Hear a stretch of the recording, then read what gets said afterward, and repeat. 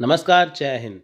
तो आज हम स्टार्ट करेंगे UGC net paper 1 teaching aptitude unit 1 का फर्स्ट लेक्चर।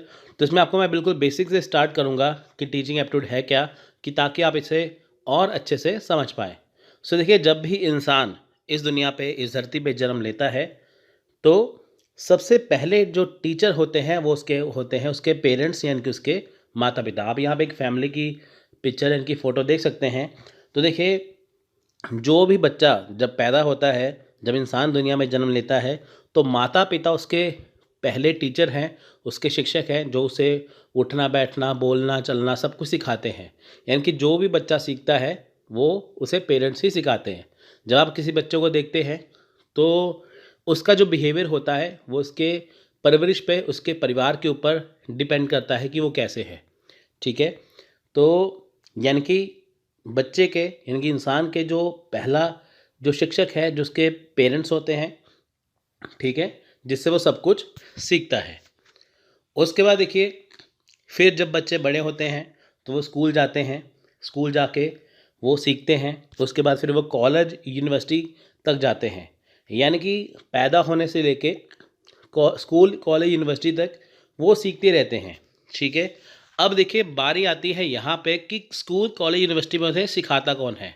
तो वो सिखाते हैं उनके टीचर, यानी कि शिक्षक। अब देखिए, जब बच्चे स्कूल जाते हैं तो स्कूल में शिक्षक यानी कि टीचर पढ़ाते हैं। ठीक है। कॉलेज यूनिवर्सिटी जाते हैं तो वहाँ पे भी शिक्षक यानी कि टीचर्स ही वहाँ पे उन्हें पढ़ाते हैं। ठीक है। यानी कि जब बच्चा पैदा होता है तो उसके माँ बाप जो हैं, जो पेरेंट्स, उसके फर्स्ट टीचर होते हैं। उसके बाद स्कूल कॉलेज में जब बच्चा एडमिशन लेता है तो जो टीचर हैं उन्हें सिखाते हैं। अब देखिए, सोसाइटी में कैसे रहना है, सोसाइटी में क्या चल रहा है ना, सब कुछ वो कौन नॉलेज देगा? वो देगा उनको टीचर। ठीक है। आप यहाँ पे बच्चे की ग्रोथ देख सकते हैं, स्कूल से लेके अपनी ग्रेजुएशन या पोस्ट ग्रेजुएशन की डिग्री तक वो सब कुछ सीखता है स्कूल कॉलेज में। कौन सिखाता है उन्हें? यहाँ पे उनके टीचर यहाँ पे सिखाते हैं। अब देखिए, मान लीजिए कोई स्कूल है, कोई कॉलेज है, कोई यूनिवर्सिटी है, वहाँ पे बच्चा एडमिशन ले लेता है। वहाँ पे ना तो कोई शिक्षक है, ना ही कोई वहाँ पे कोई शिक्षक नहीं है, ना ही वहाँ पे कोई टीचर, कोई कुछ नहीं है, ना कोई प्रोफेसर है। तो बच्चा कहाँ से सीखेगा? बुक्स हैं, लेकिन उन्हें कोई पढ़ाने वाला नहीं, सिखाने वाला नहीं है। ठीक है। अब देखिए, छोटे बच्चे हैं, बुक्स होती हैं उनके पास, लेकिन उन्हें कैसे जो लिखा है कैसे पढ़ाना है, कैसे समझाना है, ये किसका काम है? शिक्षक का। ठीक है। आपके पास देखिए, यूजीसी नेट की अगर आप तैयारी कर रहे हैं तो आपके पास बुक्स हैं। अगर आपको कोई प्रॉब्लम आती है वहाँ पे पढ़ने में, तो आप किसके पास जाएंगे? आप जाएंगे अपने टीचर के पास, कि ताकि जो बुक में लिखा है उसकी प्रॉब्लम को सॉल्व किया जाए। और आपको स्टडी के रिगार्डिंग कोई भी प्रॉब्लम आती है तो आप किसके पास जाते हैं? आप जाते हैं शिक्षक के पास, अपने टीचर के पास, कि ताकि आपकी सारी प्रॉब्लम जो है वो सॉल्व हो जाए। स्कूल से लेके पोस्ट ग्रेजुएशन तक आगे जितनी पढ़ाई है, पीएचडी है, जो कुछ भी है, उनमें सब में ही टीचर ही होते हैं जो बच्चों को गाइडेंस देते हैं, कि ताकि जो बच्चे अपने मन मुताबिक जो भी बनना चाहते हैं वो बन पाएँ। ठीक है। पेरेंट्स जो होते हैं फर्स्ट टीचर हैं। उसके बाद जो है स्कूल कॉलेज में उनको टीचर मिलते हैं, कि ताकि जैसे उनका करियर बन सके।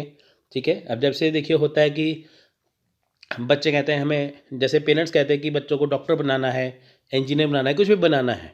ठीक है। तो कैसे बनेंगे? वो स्कूल कॉलेज में जाएंगे, पढ़ेंगे, लिखेंगे, डिग्री लेंगे, तभी तो जाके बनेंगे ना।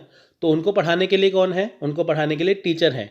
टीचर का काम क्या है? कि बच्चों को रास्ता दिखाना, स्टूडेंट्स को रास्ता दिखाना, कि ताकि वो अपने डेस्टिनेशन, अपनी मंजिल तक पहुंच पाए। ठीक है। सो आप देखिए, हमारे हिस्ट्री में बहुत सारे देखिए स्कॉलर हुए हैं। ठीक है। राजा हुए हैं। उसके बाद देखिए डॉक्टर है, ठीक है, इंजीनियर है, ये सब बनते हैं। ये हमारी सोसाइटी का हिस्सा है। डॉक्टर है, इंजीनियर है, ठीक है, स्कॉलर है, विद्वान है, राजा है, ये सब कुछ होते हैं। ठीक है। लेकिन इनको बनाने वाला कौन है? इनको बनाने वाला होता है टीचर, यानी कि इनका शिक्षक। ठीक है। पुराने समय में आप देखेंगे, पुराने एंशिएंट टाइम में ऋषि मुनि होते थे, वहाँ पे बच्चे सीखते थे। मॉडर्न टाइम में क्या है, आजकल जो शिक्षक हैं, ठीक है, तो कहने का मतलब ये है कि शिक्षक का रूप बदला है। ठीक है। तो बात वही सेम है। ठीक है। डॉक्टर बिना शिक्षक के डॉक्टर नहीं बन सकता, इंजीनियर बिना टीचर के ठीक है इंजीनियर नहीं बन सकता, स्कॉलर जो होते हैं बिना टीचर के स्कॉलर नहीं बन सकते, राजा जो होते हैं ठीक है बिना अपने शिक्षक के बिना अपने गुरु के राजा आगे नहीं बन सकते। क्योंकि देखिए जो कुछ भी उनको चाहिए, जो कुछ भी उन्हें सीखना है, पूछना है, वो अपने शिक्षक से या टीचर से पूछते हैं। तो आपको अंडरस्टैंडिंग होगी, समझ में आ गया कि टीचर की हमारी लाइफ में क्या वैल्यू होती है। शिक्षक की, टीचर की लाइफ में बहुत सारी वैल्यू है, ठीक है। आपको मैंने अभी इसका बेसिक बताया। Aptitude is comprised of 2 words, teaching and aptitude. अगर हम टीचिंग एप्टीट्यूड को अलग अलग शब्दों में देखें तो टीचिंग का मतलब होता है हिंदी में शिक्षण, और एप्टीट्यूड का मतलब होता है योग्यता या कौशल, यानी कि शिक्षण का कौशल, यानी कि टीचिंग एप्टीट्यूड। अब देखिए इसको अगर हम जोड़ के देखें तो क्या बनता है। यहाँ पर ये बनता है कि शिक्षण की योग्यता, यानी कि टीचिंग का एप्टीट्यूड। अब आप सिंपल सा इसका लॉजिक समझिए। आप देखिए, मान लीजिए एग्जांपल है आपके पास कि आपकी क्लास में जब आप पढ़ते थे, आपकी क्लास में जब आप कॉलेज में थे या स्कूल में थे, तो आपका जो फ्रेंड सर्कल है, मान लीजिए आपके क्लास में 50 बच्चे थे, 50 स्टूडेंट थे, क्या सभी वो टीचर हैं? नहीं। उनमें से 4 या 5 बच्चे या 2 बच्चे सिर्फ टीचर बनेंगे। क्यों? क्योंकि सब में एप्टीट्यूड नहीं है, किसका? टीचिंग का। यानी कि सब में पढ़ाने की योग्यता नहीं है, कौशल नहीं है, एप्टीट्यूड नहीं है। हर कोई टीचर नहीं बन सकता, सिर्फ जिसमें एप्टीट्यूड होता है, योग्यता कौशल होती है, वो ही टीचर बनता है। क्योंकि देखिए हमारे जो टीचर है जिनसे हमने सीखा है वो भी स्पेशल थे, क्योंकि हमें जो भी चीज़ नहीं आती थी वो हमें आसानी से समझाते थे। तो एक अच्छा टीचर वही है जो आपको आसानी से हर एक चीज़ को समझा दे, जो हर एक के बस की बात नहीं होती। यानी कि जो टीचिंग है वो क्या है? टीचर द्वारा किया गया एक ऐसा काम है जिसमें योग्यता शामिल है या एप्टीट्यूड होता है। यानी कि अगर हम इसको एप्टीट्यूड को निकाल दें तो टीचिंग नहीं हो सकती।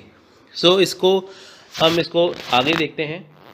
देखिए यहाँ पे लिखा है teaching is the concerted sharing of knowledge and experiences which is usually organise with a discipline. अब देखिए टीचिंग किससे जुड़ा है? टीचिंग जुड़ा है शेयरिंग ऑफ नॉलेज से, एक्सपीरियंस से। शेयरिंग ऑफ नॉलेज क्या है? मान लीजिए क्लास में टीचर हमें पढ़ाते हैं, बच्चों को पढ़ाते हैं टीचर, तो वो क्या है? वो शेयरिंग ऑफ नॉलेज है। यानी कि अपनी नॉलेज को वो शेयर कर रहे हैं, ट्रांसफ़र कर रहे हैं, किस में? स्टूडेंट में। अब देखिए जैसे आपको मैं ये लेक्चर पढ़ा रहा हूँ, ये लेक्चर समझा रहा हूँ, मैं क्या कर रहा हूँ? मैं आपको कर रहा हूँ कि आपको मैं नॉलेज ट्रांसफ़र कर रहा हूँ अपने यहाँ से। तो क्या है? शेयरिंग ऑफ नॉलेज या ट्रांसफ़र ऑफ नॉलेज।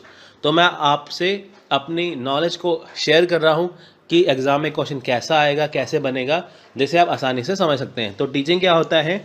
ये होता है शेयरिंग ऑफ नॉलेज या transfer of knowledge and experience, जिसे डिसिप्लिन ऑर्गेनाइज तरीके से डिसिप्लिन से समझाया जाए। डिसिप्लिन क्या है कि जैसे मैं आपको कहता हूँ कि मैं आपको पहले मैं टीचिंग एप्टीट्यूड पढ़ाऊँगा, फिर उसके बाद मैं आपको रिसर्च करवाऊँगा, फिर आपको मैं यूनिट 3, 4 करते करते हम यूनिट 10 पढ़ेंगे, ठीक है।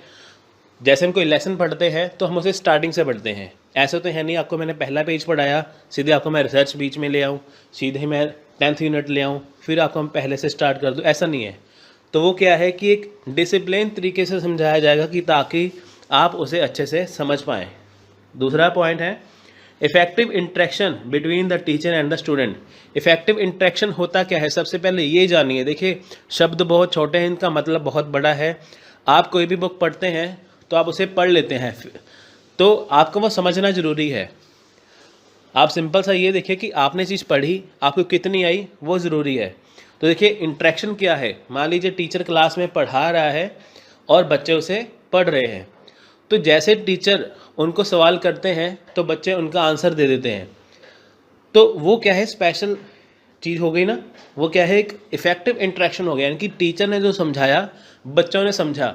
अगर बच्चों को समझ में कुछ नहीं आया तो टीचर से क्वेश्चन करेंगे, टीचर उनका आंसर देगा।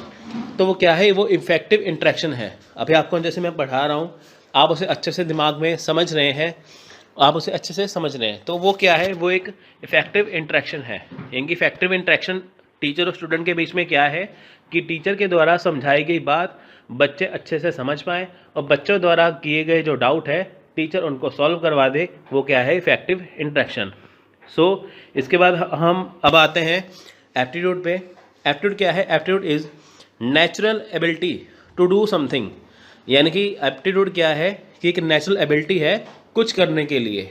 यानी कि अगर आप टीचिंग दे रहे हैं, अगर आप टीचर हैं, आप टीचिंग कर रहे हैं, तो ये क्या है, एप्टीट्यूड क्या होगा, ये एक नेचुरल एबिलिटी है कुछ करने के लिए। देखिए जैसे मान लीजिए आपको टास्क मिला है कोई भी लेक्चर देने के लिए।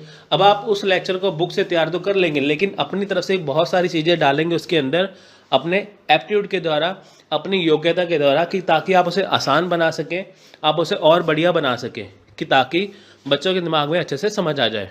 जैसे देखिए मैथ्स की बुक होती है, बच्चों को मैथ्स सबसे ज़्यादा मुश्किल होता है, लेकिन टीचर क्या करते हैं कि ट्रिक्स के ज़रिए उसे और आसान बना देते हैं। वो किससे करते हैं? वो एप्टीट्यूड के ज़रिए करते हैं। तो ये है टीचिंग एप्टीट्यूड का मतलब। आप देखिए दो शब्द हैं सिंपल से, लेकिन इसका कितनी गहराई में मतलब यहाँ पे बनता है।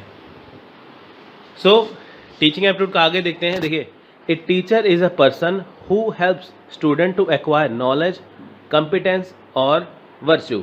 अब देखिए टीचर क्या है, ये वो पर्सन है जिनसे बच्चे नॉलेज लेते हैं, ठीक है, जिनसे बच्चे नॉलेज लेते हैं। यानी कि स्टूडेंट किससे नॉलेज एक्वायर करते हैं, कॉम्पिटेंस करते हैं, वर्च्यू करते हैं, किससे करते हैं? वो टीचर से करते हैं।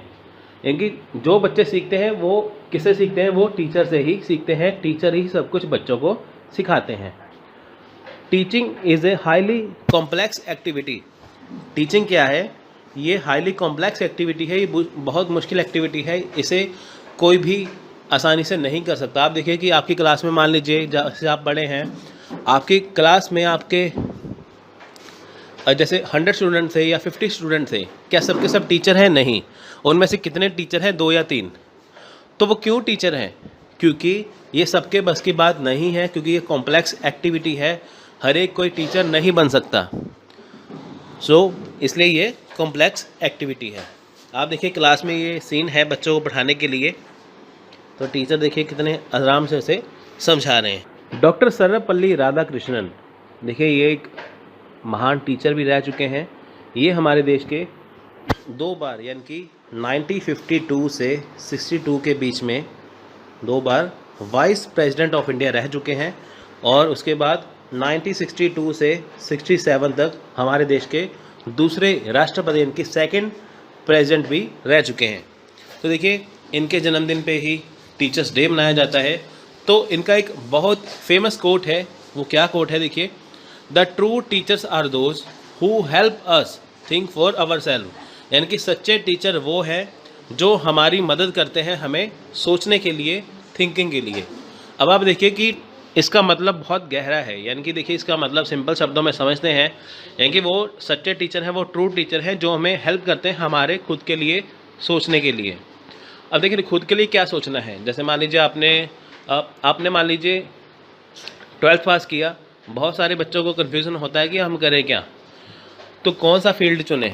तो अगर टीचर देखिए आपको पढ़ाएंगे तो आप ये समझ पाएंगे कि आप किस सब्जेक्ट में अच्छे हैं, तो आप उसी फील्ड में आगे जाएंगे।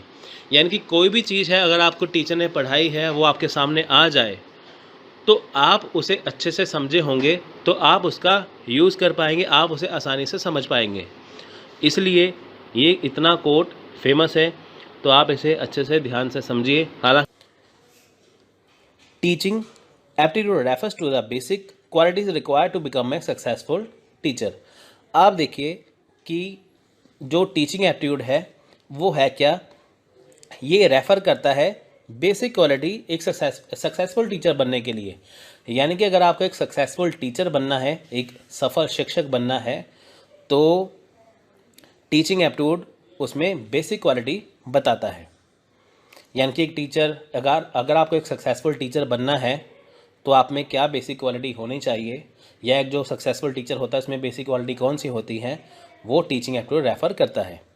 This include qualification, soft skill, intelligence, attitudes and many other qualities expected from a person who wants to become a successful teacher. अब देखिए इसमें होता क्या है, यानी कि टीचिंग एप्टीट्यूड में जो बेसिक क्वालिटीज़ है वो क्या होती हैं, वो होती है क्वालिफिकेशन, यानी कि टीचर कितना पढ़ा है।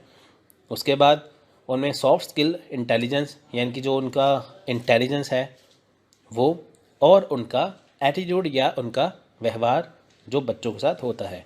और भी बहुत ज़्यादा अदर क्वालिटीज़ जो एक पर्सन में पाई जाती है, वो एक सक्सेसफुल टीचर बनता है। अब आप देखिए कि एक अच्छा टीचर, अगर आपको एक सक्सेसफुल टीचर बनना है, आप में ये क्वालिटी होनी चाहिए, या आपको लगता है कि ये सक्सेसफुल टीचर है उसमें ये क्वालिटी वाकई ही होंगी, यानी कि जिस पर्सन में ये क्वालिटी होंगी, ये बेसिक क्वालिटी होंगी, वो सक्सेसफुल टीचर बनेगा या वो सक्सेसफुल टीचर होगा। तो देखिए क्वालिफिकेशन बहुत ज़रूरी है। अब आपको यूजीसी नेट पढ़ा रहे हैं तो ऐसा तो है नहीं है कि 10वीं 12वीं का कोई भी स्टूडेंट आके आपको पढ़ा देगा, है ना, या सिर्फ ग्रेजुएशन का पढ़ा देगा। उसके लिए आपको क्या चाहिए, उसके लिए आपकी क्वालिफिकेशन होनी चाहिए, उसके लिए आपके में इंटेलिजेंस होनी चाहिए, आपका एटीट्यूड होना चाहिए, और बहुत सारी क्वालिटीज़ आपके अंदर होनी चाहिए। तो मैं बहुत ही आसान भाषा से आपको करवा रहा हूँ, बहुत ही ईजी लैंग्वेज में करवा रहा हूँ कि ताकि आपको कहीं पे दिक्कत ना आए। मीनिंग ऑफ टीचिंग, यानी कि टीचिंग का मतलब क्या है, शिक्षण का अर्थ क्या है।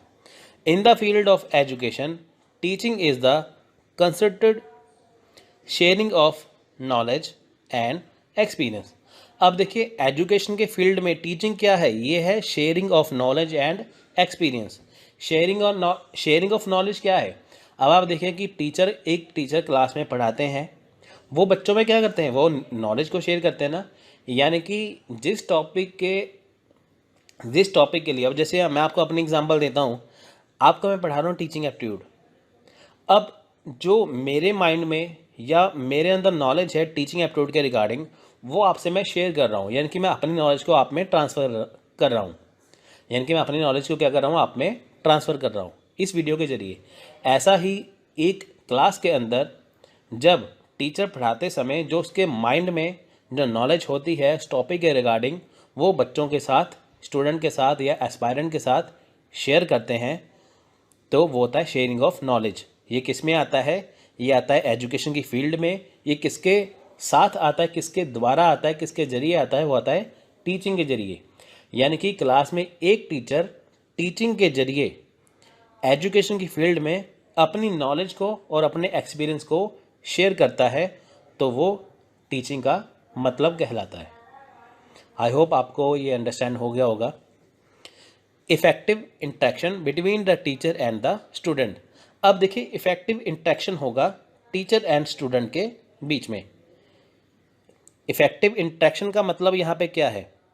अब देखिए मान लीजिए कि क्लास में जो बच्चे हैं और जो क्लास में टीचर पढ़ाते हैं, अब उनमें है क्या, अब उनमें क्या है, देखिए एक इफेक्टिव इंटरेक्शन है ना, यानी कि देखिए कि जो टीचर क्लास में बच्चों को पढ़ा रहे हैं और बच्चे ध्यान से टीचर की बात को समझ पा रहे हैं, तो वो क्या है, वो इफेक्टिव इंटरेक्शन है। इनकी टीचर ने जो समझाया बच्चों ने उसे आसानी से समझ लिया, यानी कि टीचर द्वारा समझाई गई हर बात को बच्चों ने समझा, और जब एग्ज़ाम दिया या जब टेस्ट दिया तब बच्चों को कोई भी प्रॉब्लम नहीं आई, तो तब टीचर की जो टीचिंग है वो सक्सेसफुल हो गई।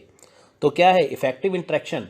इफेक्टिव इंटरेक्शन का सीधा सा यही मतलब है कि टीचर के द्वारा पढ़ाया गया बच्चों के समझ में आ जाना, वो क्या है, इफेक्टिव इंटरेक्शन।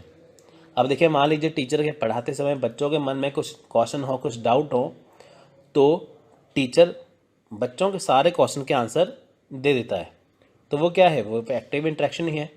यानी कि स्टूडेंट इंटरेस्ट लेके पढ़ रहे हैं और टीचर भी इंटरेस्ट लेके पढ़ा रहे हैं, तो वह क्या है, इफेक्टिव इंटरेक्शन। देखेंगे, देखिए according to Nelson Mandela, Nelson Mandela को आप जानते ही हैं, ये अफ्रीका के राष्ट्रपति थे जिनको 27 साल जेल में रखा गया, उसके बाद ये वहाँ के राष्ट्रपति बने। तो आप देखिए इनको साउथ अफ्रीका में गांधी के नाम से जाना जाता है, ठीक है फ्रेंड्स। यानी कि जैसे यहाँ पे महात्मा गांधी थे, तो इनको वहाँ पे साउथ अफ्रीका का गांधी कहा जाता है। So according to Nelson Mandela, education is the most powerful weapon which you can change the world. यानी कि देखिए जो एजुकेशन है वो बहुत ज़्यादा पावरफुल वेपन है, एक बहुत ज़्यादा शक्तिशाली हथियार है, जिसके ज़रिए क्या कर सकते हैं आप, वर्ल्ड को चेंज कर सकते हैं।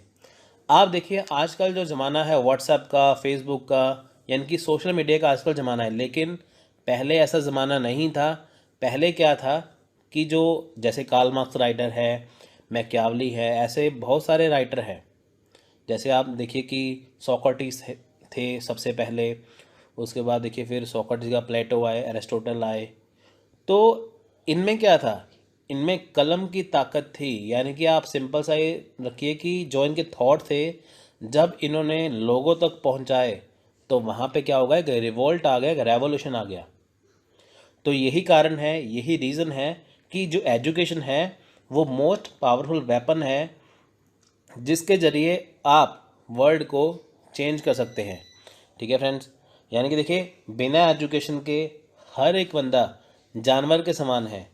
अगर उसे एजुकेशन होगी, उसने एजुकेशन ली होगी तो वो समाज में या हमारे सोशल सोसाइटी में रहने लायक होगा। तो देखिए कलम की ताकत यानी कि एजुकेशन एक बहुत बड़ा हथियार है जिससे आप दुनिया को चेंज कर सकते हैं। क्योंकि देखिए हिस्ट्री उठा के देखिए बहुत सारे रिवॉल्ट जो हैं वो बहुत सारे चेंज हैं इसी के कारण आए हैं। आप देखिए कि जब हमारे भारत की आज़ादी नहीं हुई थी, जब इंडिया आज़ाद नहीं हुआ था, तब देखिए महात्मा गांधी ने पत्रिकाएं निकाली और अ, बहुत सारे लोगों ने देखिए पत्रिकाएं निकालते, जो हमारे फ्रीडम फाइटर उन्होंने पत्रिका निकालते थे, अखबार निकालते थे। तो जो उसमें लिखा होता था, जो उनके थॉट लिखे होते थे, तो उसके ज़रिए ही चेंज आया। तो यानी कि एजुकेशन के ज़रिए आप दुनिया को चेंज कर सकते हैं। उसके बाद देखिए according to Brubacher in teaching children plays the central role and teacher of optimal. अब देखें यहाँ पे शब्द आया है ऑप्टिमल। इंग्लिश में ऑप्टिकल का मतलब होता है बेस्ट, हिंदी में कहते हैं इसे सर्वोत्तम या सर्वश्रेष्ठ, यानी कि सबसे बेस्ट। अब देखें यहाँ पे क्या है कि टीचिंग में जो चिल्ड्रन है वो कौन सा रोल निभाते हैं, वो निभाते हैं सेंट्रल रोल, और टीचर क्या करता है, वो बेस्ट रोल निभाता है अपना। अब आप देखिए कि जब क्लास में टीचर पढ़ाता है वो किन को पढ़ाता है, वो पढ़ाता है चिल्ड्रन को या स्टूडेंट को। तो अगर मान के चलिए कि क्लास में ओनली टीचर हो, स्टूडेंट हो ही ना, चिल्ड्रन हो ही ना, तो वो किसे पढ़ाएंगे, वो तो यूजलेस हो गया काम। तो इसलिए जिनको पढ़ाना है कौन सेंटर में है, चिल्ड्रन। अब मान लीजिए क्लास में चिल्ड्रन तो हैं, स्टूडेंट तो हैं, लेकिन टीचर नहीं है, तो तब भी क्लास यूजलेस है। तो चिल्ड्रन को पढ़ाना है वो है सेंट्रल रोल, और टीचर ने पढ़ाना है, टीचर ने बेस्ट रोल निभाना है। टीचर क्या है यहाँ पे, ऑप्टिमल। तो ये इसका मतलब है। तो डायरेक्ट क्वेश्चन ये पूछ सकते हैं आपको एग्जाम में, तो आ सकता है बहुत। According to Gage teaching as a process of relationship which should be did with cooperation. यहाँ पे कॉपरेशन आएगा, ठीक है, कॉपरेशन यहाँ पे आएगा।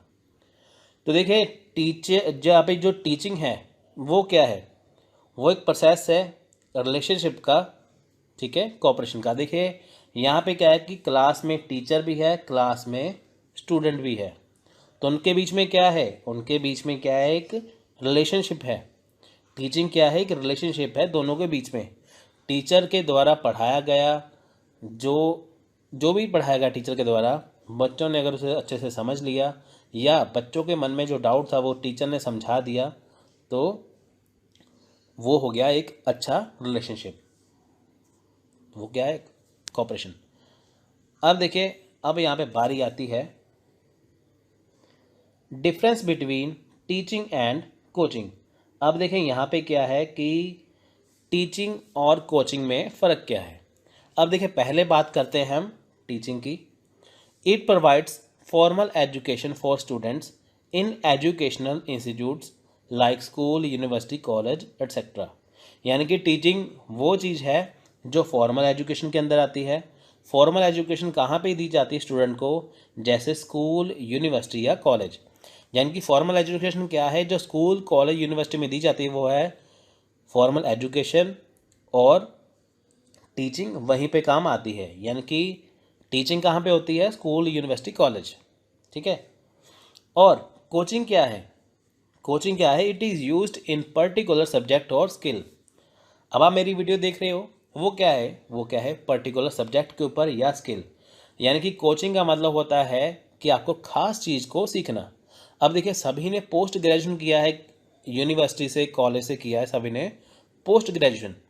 अब देखिए उसके बाद क्या होता है कि बारी आती है यूजीसी नेट एग्ज़ाम डालने की।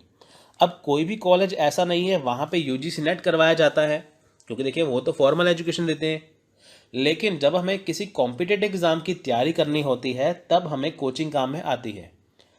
कुछ स्टूडेंट खुद पढ़ते हैं सेल्फ स्टडी, और कुछ जाते हैं कोचिंग सेंटर में। तो वहाँ पे क्या है, यानी कि आपको यहाँ पे कोचिंग दी जा रही है। कोचिंग का मतलब है कि अगर आप किसी कॉम्पिटिटिव एग्ज़ाम की तैयारी कर रहे हो, आप उसके रेडी कर रहे हो किसी पर्टिकुलर सब्जेक्ट के लिए। अब देखिए आप यूजीसी नेट कर रहे हो तो वो क्या है, पर्टिकुलर सब्जेक्ट, ये पेपर 1 है, किसी का पेपर 2 अलग से होगा। यानी कि अगर आपको किसी कॉम्पिटिटिव एग्ज़ाम की तैयारी करनी है तो उसमें कोचिंग काम आती है। सिंपल सा ये मतलब समझिए। टीचिंग होती है स्कूल, कॉलेज, यूनिवर्सिटी में यूज़, और कोचिंग होती है अगर आपको कॉम्पिटिटिव एग्ज़ाम की तैयारी करनी है वहाँ पे। It is usually task and performance based. अब देखिए यहाँ पे टास्क एंड परफॉर्मेंस बेस्ड है। टास्क है कि आपको 6 मंथ, आप देखिए कि जैसे यूजीसी नेट की ड्यूरेशन होती है 6 मंथ में, 6 मंथ में एक बार एग्ज़ाम करवाया जाता है, यानी कि साल में 2 बार एग्ज़ाम होते हैं 6 मंथ के गैप में, ठीक है। तो आपको वहाँ पे टास्क है कि आपको 6 मंथ के अंदर आपको अपना पेपर 1, पेपर 2 कवर करना है, और आपकी परफॉर्मेंस कैसी है उसी के हिसाब से आपका यूजीसी नेट में सिलेक्शन होगा। अब देखिए आपने 6 मंथ में टास्क लगाया, आपने पेपर 1, पेपर 2 अच्छे से कंप्लीट कर लिया। उसके बाद अब अगर आप एग्ज़ाम बढ़िया आपका हो गया, आपकी परफॉर्मेंस अच्छी रही, तो आपका नेट या जेआरएफ क्वालिफाई होगा। अगर परफॉर्मेंस ख़राब रही तो फिर आपका नेट जेआरएफ क्वालिफाई नहीं होता, ठीक है। तो ये फ़र्क है यहाँ पे। टीचिंग है स्कूल, कॉलेज, यूनिवर्सिटी में, कोचिंग है किसी कॉम्पिटिटिव एग्ज़ाम की तैयारी के लिए। यानी कि अब जो आप पढ़ रहे हैं वो है कोचिंग। तो अब हम देखेंगे कैरेक्टरिस्टिक्स ऑफ टीचिंग, यानी कि शिक्षण की विशेषताएं या टीचिंग की विशेषताएं कौन सी हैं। तो देखिए आप देखिए कि टीचिंग में बहुत सारे कैरेक्टरिस्टिक्स होते हैं, बहुत सारी ऐसी चीज़ें होती हैं जो हमारे काम में आती हैं। तो देखिए सबसे पहले हम बात करते हैं, जो इसका पहला कैरेक्टरिस्टिक्स है वो है ए प्रोफेशनल एक्टिविटी। यानी कि टीचिंग क्या है, वो है प्रोफेशनल एक्टिविटी। टीचिंग है प्रोफेशनल एक्टिविटी। ऐसा तो है नहीं है कि कोई भी टीचर आके आपको पढ़ा दे, है ना। स्कूल का टीचर आपको आके यूजीसी नेट करवा रहा है, और कोई भी टीचर ऐसा नहीं है। जो इस फील्ड का मास्टर होगा वो आपको ये चीज़ करवाएगा, ठीक है फ्रेंड्स। यानी कि एक प्रोफेशनल एक्टिविटी, ऐसा नहीं है कि स्कूल का टीचर आपको आके करा दे, कोई भी एमए का स्टूडेंट है या पोस्ट ग्रेजुएशन का स्टूडेंट है वो आपको आके पढ़ा दे, ऐसा नहीं है। टीचिंग क्या होती है, एक प्रोफेशनल एक्टिविटी होती है। अब देखिए गवर्नमेंट जो है वो कॉलेज लेवल के लिए क्या करती है, यूजीसी नेट का एग्ज़ाम रखती है, और स्कूल लेवल के लिए टेट का एग्ज़ाम रखती है। अगर टेट का एग्ज़ाम क्वालिफाई करेंगे तो हम स्कूल में पढ़ा सकेंगे, नेट का एग्ज़ाम क्वालिफाई करेंगे तो हम पढ़ा सकेंगे कॉलेज में। तो उसको करने के बाद आप पढ़ा सकते हैं। अगर गवर्नमेंट कह दे कि हम कोई भी टेस्ट नहीं रखेंगे तो आप ऐसे ही आ जाओ, तो वहाँ पे देखिए वो प्रोफेशनल एक्टिविटी तो होगी नहीं। तो इसलिए क्या है कि जो टीचिंग है वो एक प्रोफेशनल एक्टिविटी है, यानी कि इसे खास जो टीचर है वही करवा सकते हैं। ए स्पेशलाइज्ड टास्क, यानी कि क्या है, ये एक विशेष कार्य है, एक स्पेशलाइज्ड टास्क है। स्पेशलाइज्ड टास्क क्या है, अब देखिए कॉलेज के अंदर एक मैथ का टीचर है, एक पॉलिटिकल साइंस का टीचर है, एक केमिस्ट्री का टीचर है। अब देखिए कि साइंस का टीचर आर्ट्स के सब्जेक्ट नहीं करवा सकता, और आर्ट्स के टीचर साइंस के सब्जेक्ट नहीं करवा सकते। अब आप देखिए कि अगर आपको हिस्ट्री पढ़ना है, अगर आपको पॉलिटिकल साइंस पढ़ना है तो आप मैथ के टीचर के पास तो जाओगे नहीं, आप किसके पास जाएंगे? हिस्ट्री या पॉलिटिकल साइंस टीचर के पास, यानी कि जो आपका सब्जेक्ट है आप उस टीचर के पास जाओगे। जिनको मैथ सीखना है वो मैथ्स के टीचर के पास जाएंगे। तो सही हुआ ना कि स्पेशलाइज्ड टास्क है टीचिंग, ये एक स्पेशलाइज्ड टास्क है, यानी कि जिस सब्जेक्ट में मास्टरी है वो उस सब्जेक्ट का क्या है, वो स्पेशल टीचर बन जाता है, वो उस चीज़ को अच्छे से करवा पाएगा। अगर आप हिस्ट्री रखते हैं, हम मैथ के टीचर के पास जाएंगे तो वो आपको करवा ही नहीं पाएगा। उसके बाद encourage student to learn more and more. अब देखिए यहाँ पे टीचिंग में सबसे एक इम्पॉर्टेंट बात आती है कि स्टूडेंट को इनकरेज करना किसके लिए, वो लर्न करे ज़्यादा से ज़्यादा। अगर टीचर आपको इनकरेज करे ना तो स्टूडेंट पढ़ेंगे नहीं। अगर मैं आपको कह दूं आप मत पढ़िए, आप ऐसे ही चलिए एग्ज़ाम देने के लिए, आपका क्वालिफाई हो जाएगा, तो बहुत सारे स्टूडेंट हैं वो करेंगे नहीं। लेकिन अगर मैं आपको यहाँ पे कहूँ कि आप अच्छे से करिए, अगर आपको वाकई ही क्वालिफाई करना है नेट जेआरएफ, देखिए सबसे पहले अगर आप कोई भी एग्ज़ाम देने जाते हैं आप उसकी तैयारी ऐसे करिए कि उसको आप आखिरी बार एग्ज़ाम दे रहे हो, वो आपका लास्ट चांस है, यानी कि आप अपना उसमें बेस्ट दीजिए। तो जितना आप उसे पढ़ते जाएंगे उसमें आपको जो सक्सेस है वो आसानी से मिल जाएगी। यानी कि टीचर का काम क्या है, टीचिंग के अंदर स्टूडेंट को इनकरेज करना कि वो ज़्यादा से ज़्यादा लर्न करे, ज़्यादा से ज़्यादा पढ़े। तो वो एग्ज़ाम्पल दे सकता है कईयों की, जैसे मान लीजिए आपने यूजीसी नेट क्वालिफाई करना है, वो एग्ज़ाम्पल दे दे कि इस बच्चे ने पहली बार में नेट क्वालिफाई किया या पहली बार में जेआरएफ क्वालिफाई किया बिना किसी कोचिंग के, तो आपको इनकरेजमेंट होगा ना कि वो बिना कोचिंग कर सकता है तो हम कोचिंग के साथ क्यों नहीं कर सकते। तो वो क्या है, इनकरेजमेंट हो गया। एन इंटरेक्टिव प्रोसेस, वही आ गई। इंटरेक्टिव प्रोसेस क्या है, इंटरेक्ट होना। टीचर जब क्लास में पढ़ाते हैं तो बच्चे क्या है, स्टूडेंट क्या है, उनसे इंटरेक्ट होते हैं। इंटरेक्टिव प्रोसेस है ना, टीचर बच्चों को समझा रहा है, बच्चे उसका आंसर साथ साथ दे रहे हैं या बच्चे उसे समझ रहे हैं और टीचर से उस रिगार्डिंग आंसर क्वेश्चन कर रहे हैं, तो वो क्या है, वो इंटरेक्टिव प्रोसेस है जिसमें दोनों इन्वॉल्व है, टीचर और student. Provide formal as well informal education. देखिए टीचर का काम है फॉर्मल एजुकेशन देना, यानी कि स्कूल कॉलेज यूनिवर्सिटी में जो पढ़ाते हैं वो, और इनफॉर्मल एजुकेशन देना, यानी कि उसका काम ये नहीं कि आपको वो पढ़ा दिया बात ख़त्म, लेकिन आप सोशल सोसाइटी में कैसे रह रहे हैं, दूसरों के साथ कैसे बिहेव करना है, वो भी आपको साथ में सिखाएंगे। जैसे मान लीजिए क्लास में बच्चे बैठते हैं तो टीचर पढ़ाते हैं, बच्चे कैसे बैठे, किस हिसाब से बैठें, कैसी लैंग्वेज यूज़ करें, कैसे बड़ों से बात करें, सब कुछ इसमें सिखाया जाता है। टीचिंग इज़ ए टूल, ठीक है, to help students to adjust him in society and environment. अब देखिए कि टीचिंग एक टूल है जो स्टूडेंट्स की हेल्प करता है सोसाइटी में उनको एडजस्ट होने के लिए। सोसाइटी, देखिए सोसाइटी क्या है, जहाँ पे हम रहते हैं, सोसाइटी हमारे से ही स्टार्ट होती है। सोसाइटी का मतलब हम, हमारा आस पड़ोस, हमारे रिश्तेदार, हमारे सगे संबंधी, हमारे दोस्त, हमारे रिलेशन में जितने भी पर्सन हैं वो क्या है, सोसाइटी, या जितने भी नहीं हैं वो क्या है, सोसाइटी। अब देखिए सोसाइटी के रूल होते हैं ना, सड़क पे चलने के लिए सड़क के रूल होते हैं कि आपको गाड़ी अच्छे से चलानी है, टेढ़ी मेढ़ी चलाएंगे चालान कटेगा। तो ऐसे ही सोसाइटी में रहने के लिए आपको क्या है, आपको एडजस्टमेंट की ज़रूरत है। वो क्या करते हैं, टीचिंग। टीचिंग देखिए ये परिवार से भी होती है, आपकी फैमिली से, और टीचर के द्वारा भी। ये मतलब हो गया कि जो टीचिंग है टीचर के द्वारा जो दी जाती है वो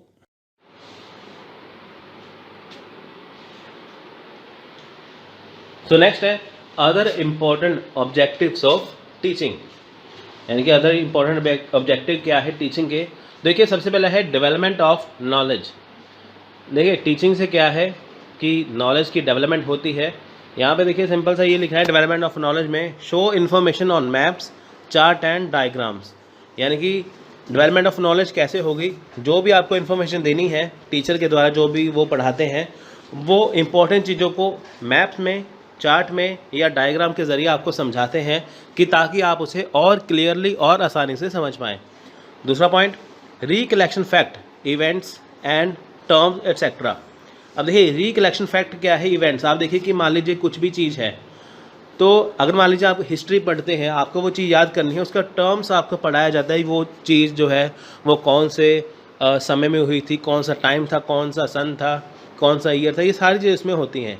अब फैक्ट देखिए, फैक्ट भी समझाया जाता है कि उस चीज़ में ये हुआ था, कि ताकि आप उसे आसानी से समझ पाएँ, उसे कोरिलेट करके आपको चीज़ें आसानी से समझाई जाती हैं। तो ये है डेवलपमेंट ऑफ नॉलेज। तो देखिए नेक्स्ट है डेवलपमेंट ऑफ अंडरस्टैंडिंग। तो अंडरस्टैंडिंग डेवलप होती है टीचिंग के ज़रिए। अंडरस्टैंडिंग का मतलब क्या है, चीज़ों को समझना। नॉलेज का मतलब होता है चीज़ों को ज्ञान होना, लेकिन अंडरस्टैंडिंग होता है चीज़ों को समझना। अब देखिए detect error in the statement, error को डिटेक्ट करना, यानी कि अगर आपने चीज़ अच्छे से पढ़ी है तो आप उसे आसानी से समझेंगे। सबसे बड़ा एग्जांपल, आपको पता है कि जो हमारा देश है वो आज़ाद हुआ था 15 अगस्त 1947, ठीक है। आपने इसे अच्छे से समझा है। कोई आपको कह दे कि हमारा जो देश है वो 15 अगस्त 1948 को आज़ाद हुआ था, तो आप उसे आसानी से कहेंगे कि ये गलत है। क्यों? क्योंकि आपने उसे आसानी से समझा है, पढ़ा है, अंडरस्टैंडिंग की हुई है, इसीलिए आप उसमें एरर को डिटेक्ट कर लेंगे। उसके बाद देखिए नेक्स्ट है classify facts, event, terms and concept. अब देखिए इसमें क्या है कि जो फैक्ट्स हैं उसे क्लासीफाई करना, ठीक है, यानी कि जो फैक्ट्स है उसे क्लासीफाई करना, कौन कौन से फैक्ट हैं, किससे चीज़ कैसे होती है। जैसे मान लीजिए कि आपको कोई चीज़ समझाई गई है, उसके आपको साथ में फैक्ट बताए गए हैं कि ये चीज़ इसके साथ कोरिलेट करती है, ये चीज़ इसके साथ जुड़ी हुई है, उसका टर्म्स है, कॉन्सेप्ट है, सब कुछ इसमें आपको कवर करवा दिया जाता है कि ताकि आप उसे अच्छे से आसानी से समझ पाएँ। नेक्स्ट है identify relationship between cause and effect. देखिए कॉज एंड इफेक्ट क्या है कि चीज़ किस कारण हुई है और उसका क्या प्रभाव पड़ता है, यानी कि उसका रिलेशनशिप बताया जाता है। अब देखिए मान लीजिए कि आपको कोई कहते हैं, जैसे बच्चे सोच लेते हैं कि हम एग्ज़ाम में नकल मार के पास कर लेंगे तो हम हो जाएंगे। अब देखिए अगर आप नकल मारते हैं, उसका कॉज करते हैं, तो उसका इफेक्ट क्या होगा, अगर आप पकड़े जाएंगे तो आपके ऊपर बैन लग जाएगा, आप एग्ज़ाम नहीं दे पाएंगे। तो ये हो गया ना कॉज एंड इफेक्ट। तो आप इस चीज़ को अच्छे से समझ रहे हैं, आपने ये अंडरस्टैंडिंग आपके दिमाग में है कि कुछ भी गलत काम नहीं करना, कि ताकि क्योंकि उसके जो इफ़ेक्ट है वो बहुत बुरे होते हैं, यानी कि वो काम जो अच्छा है आप उसे करिए, उसके जो इफ़ेक्ट्स हैं वो अच्छे होंगे, बुरे काम के इफ़ेक्ट्स हमेशा ही ख़राब होते हैं। तो इसमें रिलेशनशिप बताया जाता है। Create interest in the study. अब देखिए टीचर क्या करते हैं कि स्टडी में इंटरेस्ट क्रिएट करते हैं स्टूडेंट का। अब देखिए कि वो कैसे करते हैं, मान लीजिए हिस्ट्री का कोई स्टूडेंट है, मैथ्स का कोई स्टूडेंट है जिसे इंटरेस्ट नहीं है बिल्कुल पढ़ने के लिए, लेकिन ऐसे टीचर आते हैं जो मैथ्स के क्वेश्चन बहुत आसानी से समझाते हैं कि ताकि बच्चा उसे समझ पाए। तो उससे क्या होता है कि बच्चे के दिमाग में एक इंटरेस्ट क्रिएट होता है। देखिए इसमें क्या होता है कि इंटरेस्ट क्रिएट कैसे करते हैं teacher, right articles on related topics, यानी कि जो टॉपिक आपको मुश्किल लगता है बच्चों को, उसके ऊपर आर्टिकल्स लिखने के लिए देते हैं, कि ताकि जब स्टूडेंट उस आर्टिकल को लिखेंगे जिनको वो मुश्किल लगता है, उससे अगर रिसर्च करके लिखेंगे तो वो उसे आसानी से समझ पाएंगे। उसके बाद participate in historical drama and historical occasion. अब आप देखिए कि हिस्ट्री पढ़ना कई बच्चों को बहुत बोरिंग लगता है, लेकिन अगर मान लीजिए कि वो हिस्टोरिकल ड्रामा में पार्टिसिपेट करते हैं तो उनके सारे करैक्टर जो होते हैं उनको याद हो जाते हैं, क्या क्या हुआ था वो सब कुछ उनको याद हो जाता है पार्टिसिपेट करने के लिए, ठीक है। पार्टिसिपेट करने से क्या है, सब कुछ आसानी से याद हो जाता है। तो इससे क्या होता है, फिर उनको चीज़ें आसानी से समझ आती है। अब देखिए मान लीजिए कि आपको हिस्ट्री जैसे आपको मुश्किल लगती है, तो अगर वही चीज़ आप किसी पिक्चर में देख लो तो आपको वो आसानी से समझ में आ जाएगी। तो ऐसे ही हिस्टोरिकल ड्रामा में, हिस्टोरिकल ओकेजन में पार्टिसिपेट करेंगे, वो भी आपको आसानी से समझ में आएगा। तो इसी वजह से ये एक ज़रिया है इंटरेस्ट क्रिएट करने के लिए स्टडी में। नेक्स्ट है read historical documents, map etcetera. आप देखिए जो हिस्टोरिकल डॉक्यूमेंट्स हैं, मैप्स हैं, उसे रीड करना। अब देखिए जैसे इंडिया का जो मैप है, ठीक है, अगर आप उसे अच्छे से देखेंगे तो आपको पता चल जाएगा कि कौन सी स्टेट किस जगह पे है, ठीक है, तो वो आप उसे आसानी से समझ पाएंगे। तो इसीलिए हिस्टोरिकल डॉक्यूमेंट मैप होते हैं, जैसे फिजिकल मैप होता है, पॉलिटिकल मैप होता है, आप उसे अच्छे से समझेंगे, आपको पता चलेगा कि जो इंडिया है उसका जो बॉर्डर है वो किन देशों से लगता है, तो आप उसे आसानी से समझ पाएंगे। आपको पता चल जाएगा कि हमारे इंडिया के आसपास कौन से देश हैं। तो इसको जानने के लिए मैप होना ज़रूरी है। तो ये एक ज़रिया है स्टडी में इंटरेस्ट पैदा करने के लिए, ये टीचर टीचिंग के द्वारा करते हैं। नेक्स्ट है डेवलपमेंट ऑफ एटीट्यूड। अब देखिए एटीट्यूड कैसा होता है। एटीट्यूड या तो अच्छा होगा या तो बुरा होगा। तो ये किसके ज़रिए आएगा, ये टीचिंग के ज़रिए आएगा। पहला पॉइंट है यहाँ पे know about other religions and faith. अब देखिए कि सारे धर्मों के बारे में बताना, उनके विश्वास के बारे में बताना। आप देखिए सबसे हमारे यहाँ पे मेन 4 धर्म हैं, हिंदू, मुस्लिम, सिख, ईसाई। तो टीचर क्या करते हैं कि अपनी टीचिंग के द्वारा सबका महत्वपूर्ण जो बातें हैं वो बताते हैं कि इनका क्या मतलब है। तो इससे क्या होता है कि जो स्टूडेंट है वो सभी धर्मों के बारे में, उनके विश्वासों के बारे में आसानी से समझ पाते हैं। तो सबका एक ही मोटो है कि भगवान एक है, गॉड इज़ वन। ये टीचर के द्वारा समझाया जाता है तो बच्चे इसे आसानी से समझ लेते हैं। Show respects towards other peoples way of life and idea. अब देखिए जो दूसरे लोग हैं उनके जीने का नज़रिया, उनका वे ऑफ लाइफ, उनके आइडिया है, तो उनके बारे में क्या है कि रिस्पेक्ट शो करना। इनके टीचर समझाते हैं, उनके अंदर एटीट्यूड एक पैदा करते हैं कि वो रिस्पेक्ट करे दूसरे के जो आइडिया है, उनका जो वे ऑफ लाइफ है। हर एक का वे ऑफ लाइफ देखिए जीने का अलग अलग है। कोई कैसे जीते हैं, कोई कैसे जीते हैं, ठीक है, सबका अपना स्टाइल है। तो ये टीचर समझाते हैं कि ये ऐसे ऐसे होता है, तो उसे बच्चे आसानी से समझते हैं। Establish friendship with other people, यानी कि जो दूसरे लोग हैं उनके साथ क्या है, फ्रेंडशिप जो दोस्ती है उसे एस्टैब्लिश करना। तो टीचर समझाते हैं कि दूसरे के साथ मिलेंगे, जैसे देखिए हम किसी के साथ मिलेंगे, हमारे फ्रेंड सर्कल बनेगा, तो हम क्या करेंगे, सोसाइटी में रहने लायक हो जाएंगे। अगर हमें सोसाइटी में रहना है तो हमें फ्रेंडशिप करके रहना होगा, तो हमें फ्रेंड्स बन के रहना होगा। सो ये एक एटीट्यूड डेवलप होता है टीचिंग के द्वारा। सो जैसे आप लर्नर हैं, क्योंकि आपको देखिए आपको एग्ज़ाम देना है यूजीसी नेट का, तो इसके बाद आप कोई भी एग्ज़ाम दे सकते हैं, यानी कि आप डिफरेंट टाइप का एग्ज़ाम देते हैं या आप कुछ ना कुछ सीखते रहते हैं, वो है लर्नर। अब टीचर का देखिए उसमें रोल क्या है, वो बच्चों को इंस्पायर करते हैं, मोटिवेट करते हैं, इनकरेज करते हैं और एजुकेट करते हैं लर्नर को। क्योंकि देखिए इंस्पिरेशन बहुत ज़रूरी है, मोटिवेशन भी देनी पड़ती है। क्योंकि देखिए मान लीजिए कि आप कोई भी चीज़ पढ़ते हैं, अगर आपको वो मुश्किल लगती है तो टीचर आपको इंस्पायर भी करते हैं, आपको एजुकेट भी करते हैं, आपको मोटिवेट भी करते हैं और इनकरेज करते हैं कि आप उसे पहली ही बार में कर लेंगे। जैसे मान लीजिए आपने कितनी बार यूजीसी नेट का एग्ज़ाम दिया, आपका क्वालिफाई नहीं हुआ, तो आपके अंदर आपका जो मोरल है वो डाउन हो जाएगा। उसको क्या करेगा कि जो टीचर है वो उसको आपको इनकरेज करेगा कि आप और मेहनत करिए, जिससे आप अच्छे से क्वालिफाई हो जाएंगे। सो ये काम है टीचर का करने के लिए। तो देखिए दूसरी लाइन है यहाँ पे, learners can be of any as and from any background. वही बात आगे देखिए, मैंने आपको बताया था कि जो स्टूडेंट हैं वो हमेशा स्कूल में होते हैं, लेकिन जो लर्नर है वो कोई भी एज का हो सकता है और वो किसी भी बैकग्राउंड का हो सकता है। बैकग्राउंड का मतलब है वो चाहे पीएचडी होल्डर है, चाहे वो सिंपल ग्रेजुएट है, या वो अमीर है, गरीब है, कुछ फ़र्क नहीं पड़ता। तो वो किसी भी एज का हो सकता है। मान लीजिए आपकी उम्र जो है वो 35 ईयर है, 40 ईयर है, आप एक लर्नर है, आप कुछ ना कुछ सीख रहे हैं, यानी कि जो ज़िंदगी भर कुछ ना कुछ सीखता रहे उसे हम लर्नर कहते हैं। तो ये इसका जो काम है, यानी कि टीचर का क्या काम है, इनको मोटिवेट वगैरह करते रहना।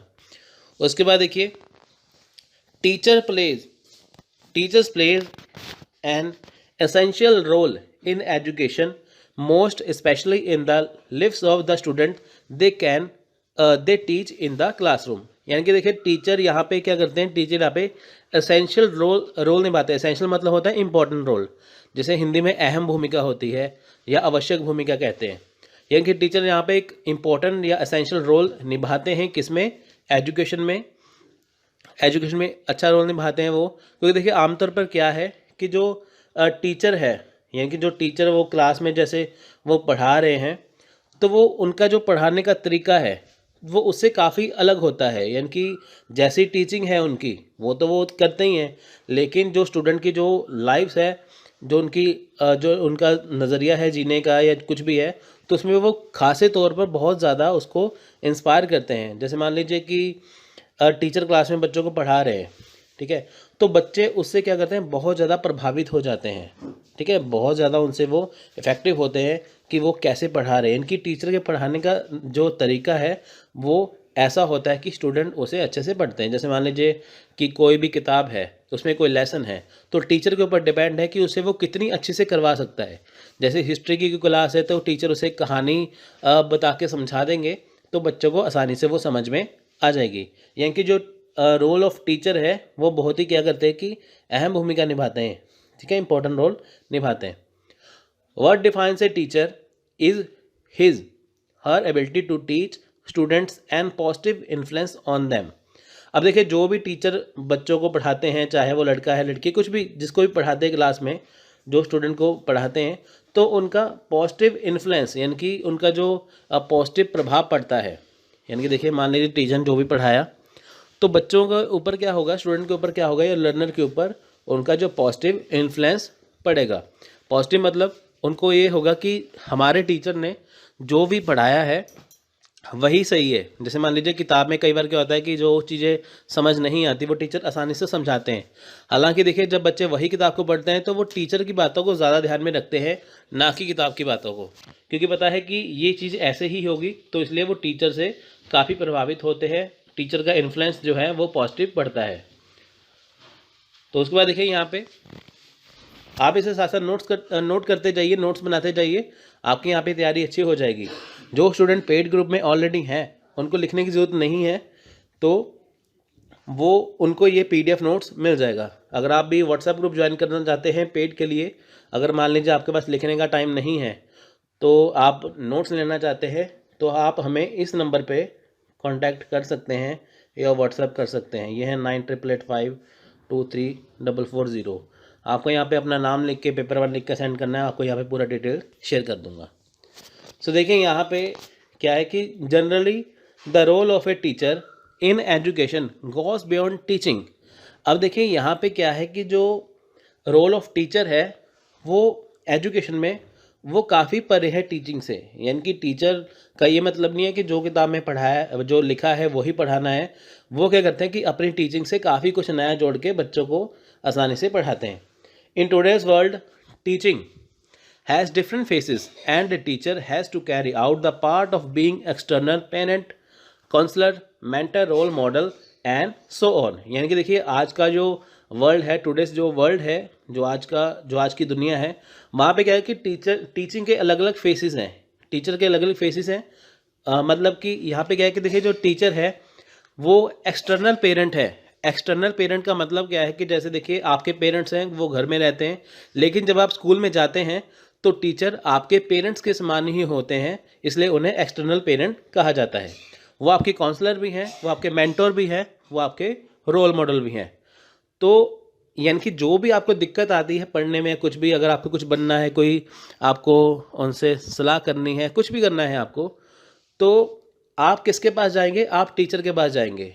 तो वो आपके रोल मॉडल भी हो जाएंगे, क्योंकि देखिए, जैसे मान लीजिए आपको कोई टीचर अच्छा लगे तो आप उनके जैसा बनना चाहेंगे, तो वो रोल मॉडल हो गए एक तरह से।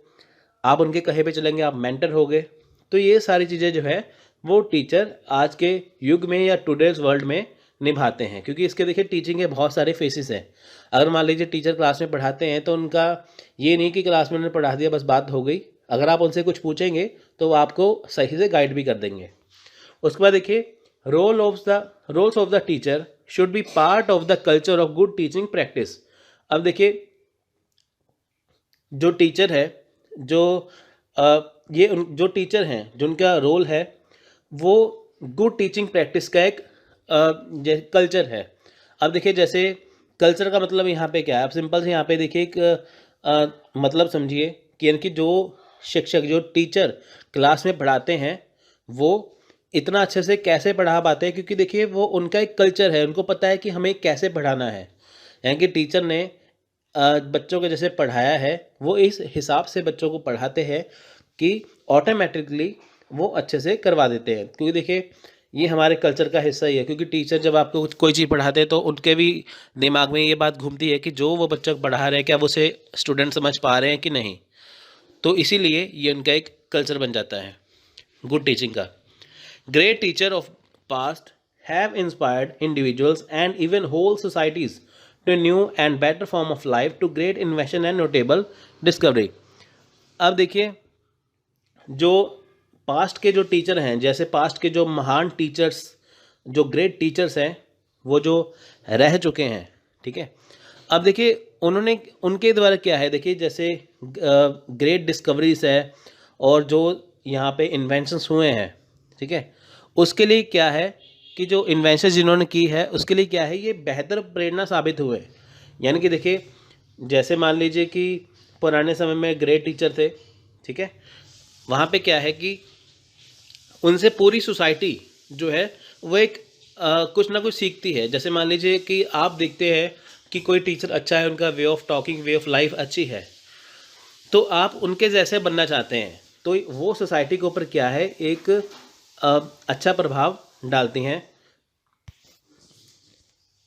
तो नेक्स्ट है यहाँ पे देखिए कि full form of teacher, teacher की यहाँ पे फुल फॉर्म क्या है। तो देखिए टी से टैलेंटेड, ई से एजुकेटेड, ए से एडोरेबल, सी से चार्मिंग, एच से हेल्पफुल और ई से इनकरेजिंग एंड आर से रिस्पॉन्सिबल। अब आप देखेंगे इसकी फुल फॉर्म वैसे एक्यूरेट तो यही है, लेकिन अलग अलग जगह पे इसकी अलग अलग फुल फॉर्म हो जाती है, लेकिन देखिए एग्ज़ाम में आएगा नहीं, ये आपको मैंने वैसे ही बताया है। तो आप देखिए एक टीचर में ये सारी चीज़ें होती हैं, वो टैलेंटेड भी है, वो एजुकेटेड भी है, वो एडोरेबल भी है, वो चार्मिंग भी है, वो हेल्पफुल भी है, इनकरेजिंग भी है और रिस्पॉन्सिबल भी है। सबसे बड़ी ये बात है रिस्पॉन्सिबल होना। रिस्पॉन्सिबिलिटी का मतलब है कि आपका जो सिलेबस है वो टाइम के अकॉर्डिंग करवाना और आपको सही सही सारी चीज़ों की जानकारी देना। सो नेक्स्ट है देखिए यहाँ पे role of teacher in teaching. अभी हमने अभी तक देखा है कि रोल ऑफ टीचर क्या है, वो हर जगह पे हो सकता है, लेकिन टीचिंग में उनका मेन रोल क्या होता है। देखिए सबसे पहली बात है कि शेयरिंग नॉलेज। तो देखिए शेयरिंग नॉलेज सबसे बड़ी बात है कि टीचर जो है वो अपनी नॉलेज को शेयर करते हैं। जैसे देखिए मैं आपको यहाँ पे चीज़ें पढ़ के बता रहा हूँ, साथ में आपको मैं समझा भी रहा हूँ, तो मैं आपसे क्या कर रहा हूँ, आपसे मैं नॉलेज को शेयर कर रहा हूँ। तो टीचर का काम क्या होता है, नॉलेज को शेयर करना। जैसे क्लास में बच्चे को टीचर पढ़ाते हैं, स्टूडेंट को पढ़ाते हैं या लर्नर को पढ़ाते हैं, तो वो क्या करते हैं, वो अपनी नॉलेज को शेयर करते हैं। जो उनके दिमाग में नॉलेज होती है वो उनको ही डिफ़ाइन करते हैं, उनको ही शेयर करते हैं कि ताकि बच्चे उनकी बातों को अच्छे से समझ लें। सो देखिए first thing first, the primary duty of a teacher is to impart knowledge and that comes from teaching. अब देखिए यहाँ पे क्या है कि उनका जो पहला, इनकी जो फर्स्ट यहाँ पे उनकी जो थिंग है वो क्या है, उनका देखिए सबसे पहली ड्यूटी है कि नॉलेज को इम्पार्ट नॉलेज, यानी कि नॉलेज को देना, एंड कम्स फ्रॉम टीचिंग, यानी कि जो देखिए टीचिंग से प्राइमरी ड्यूटी उनकी ये कि नॉलेज को शेयर करना, ठीक है, नॉलेज को देना बच्चों को, जो कि टीचिंग के द्वारा आती है। यानी कि टीचर अपनी जो नॉलेज को शेयर कैसे करेंगे, वो करेंगे टीचिंग के ज़रिए। Teaching usually entails following a specific curriculum and ensuring that the students understand what is being taught। अब देखें यहाँ पे क्या होता है कि जो टीचिंग है वो यूजुअली एक स्पेशल करिकुलम होता है। स्पेशल करिकुलम मतलब, स्पेसिफिक करिकुलम मतलब होता है यहाँ पे, जैसे आपका यूजीसी नेट का सिलेबस है, तो उसमें जो चीज़ें आपको दी गई हैं टीचर उनको ही फॉलो करते हैं। यानी कि देखिए जैसे मैं आपको टीचिंग एप्टीट्यूड पढ़ा रहा हूँ, आपके सिलेबस में ये सारी चीज़ें हैं, इसीलिए मैं उसी स्पेसिफिक करिकुलम को फॉलो कर रहा हूँ। यानी कि स्कूल में, कॉलेज में, कहीं पे जो टीचिंग दी जाती है वो एक ख़ास सिलेबस को कवर करते हैं कि ताकि स्टूडेंट अच्छे से समझ पाएँ कि क्या पढ़ाया जा रहा है। जैसे मान लीजिए आपको पता है कि आपके यूजीसी नेट पेपर में टीचिंग है, रिसर्च है, 10 यूनिट है, तो आपको पता नहीं करना कैसे है। लेकिन वही जैसे आप ये वीडियो देख रहे हैं तो आपको पहले मान लीजिए अगर ये चीज़ नहीं आती, तो अब आप ये चीज़ आसानी से कर रहे हैं, तो इससे क्या होगा, आप उस चीज़ को समझ पाएंगे। यानी कि जो सिलेबस है बच्चों को समझ नहीं आएगा, तो टीचर क्या करते हैं, उस सिलेबस को पकड़ के उसको कवर करते हैं कि ताकि बच्चे उसे आसानी से समझ पाएँ। It is from this role that all other roles of a teacher originates from, because if a teacher fails in carrying out his her basic responsibility to impart knowledge, then it might be difficult to have any other form of influence on the child। अब देखिए ये सबसे ये जो role है teaching का, तो इससे बहुत सारी चीज़ें निकलती हैं। यानी कि देखिए जो टीचर है, मान लीजिए पढ़ा रहे हैं, तो उससे क्या होता है, बच्चों पे पॉजिटिव इफेक्ट पड़ता है।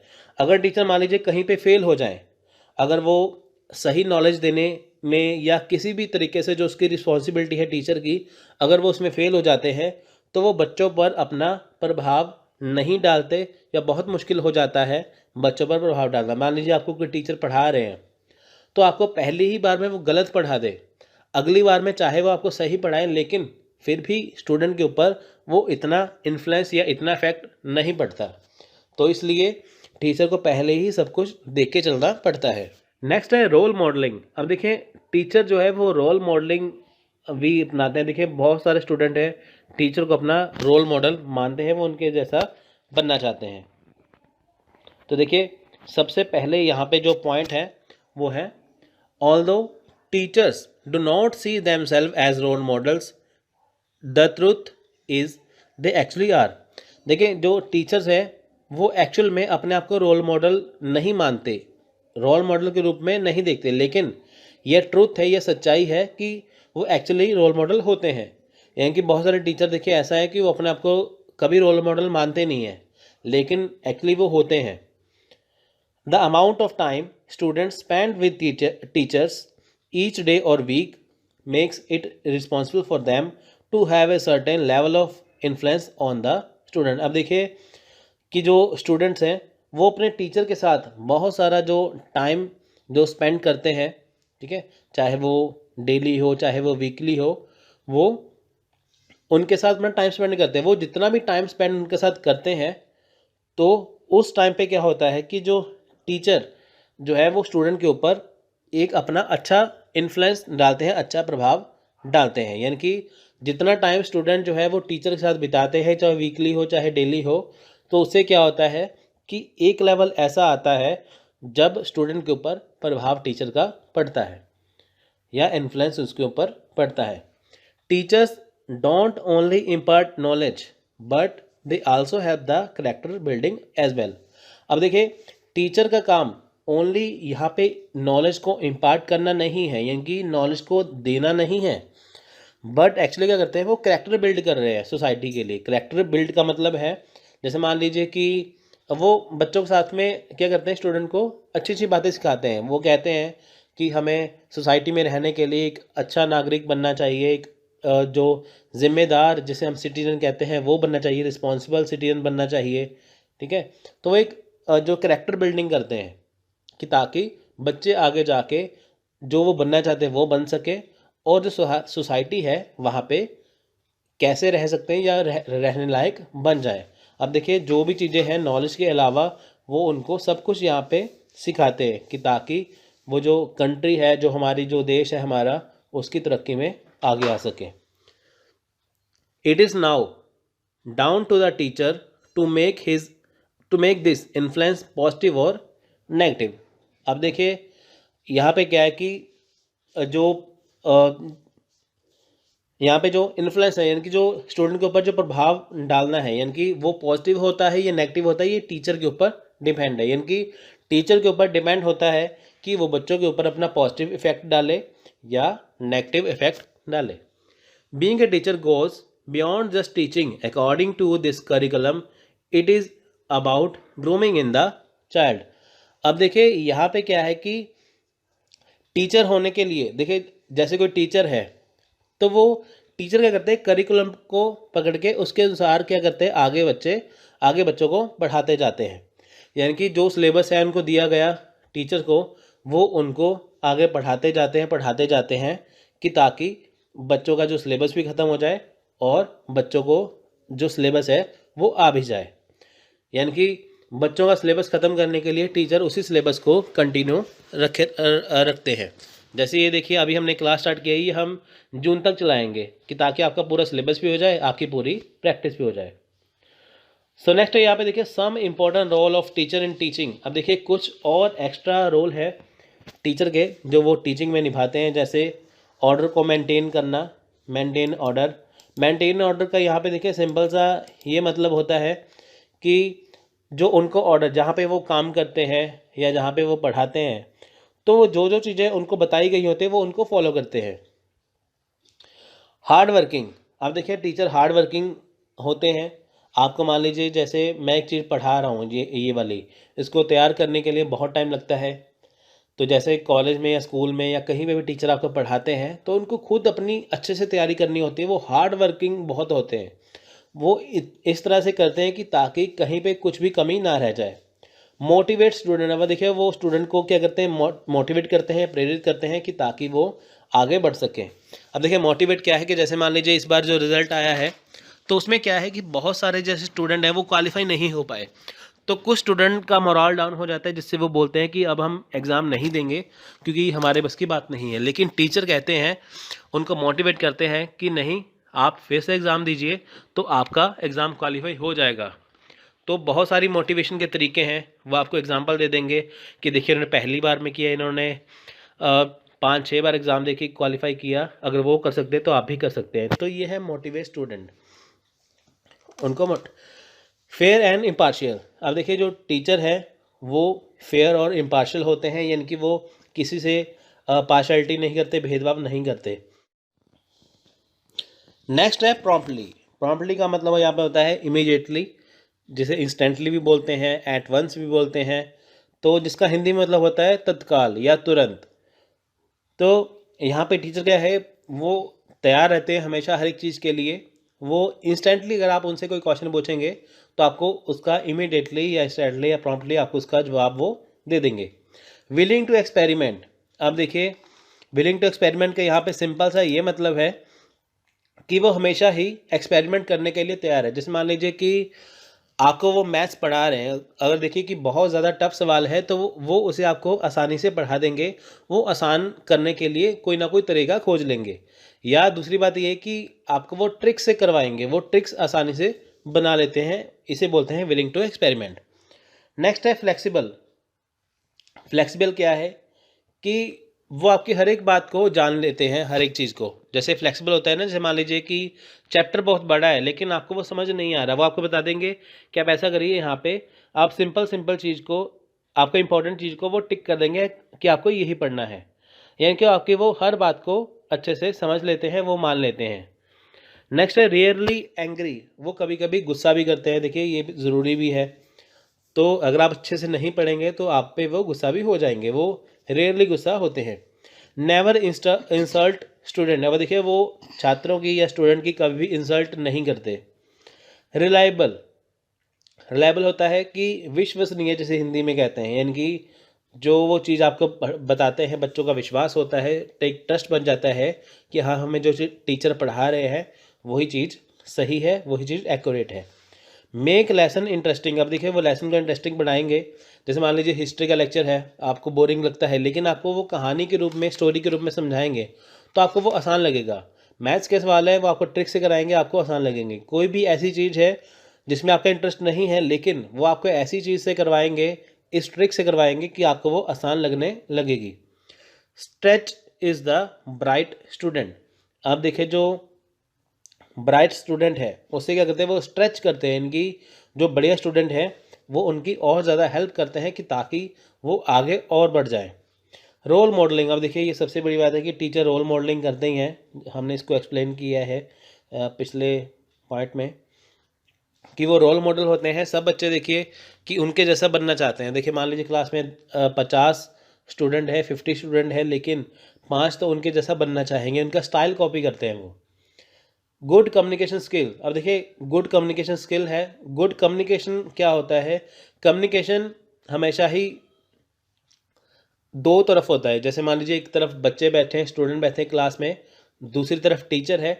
अब टीचर जो बच्चों को पढ़ा रहे हैं और बच्चे जो टीचर से पढ़ रहे हैं, तो वापस में क्या होगा, गुड कम्युनिकेशन, यानी कि जो टीचर ने बच्चों को समझाया, बच्चों ने समझा, अगर उनको कोई डाउट हुआ तो उन्होंने टीचर से पूछ लिया, तो टीचर ने उनका जो प्रॉब्लम है वो सॉल्व कर दिया उसी टाइम। तो वो क्या है, वो गुड कम्युनिकेशन है, यानी कि वो टीचर की बातों पर ध्यान दे रहे हैं स्टूडेंट, और स्टूडेंट भी टीचर की बातों को अच्छे से समझ रहे हैं। नेक्स्ट है कोऑपरेटिव टीचिंग। अब देखिए कोऑपरेटिव टीचिंग क्या है कि आपस में सहयोग करना, जिसे हम कहते हैं ना कोऑपरेटिव टीचर, ठीक है। इसमें क्या होता है कि ये वो सिचुएशन है जिसमें क्लासरूम में दो टीचर होते हैं, तो दो टीचर आपस में मिलके पढ़ाते हैं, उसे बोलते हैं कोऑपरेटिव टीचिंग।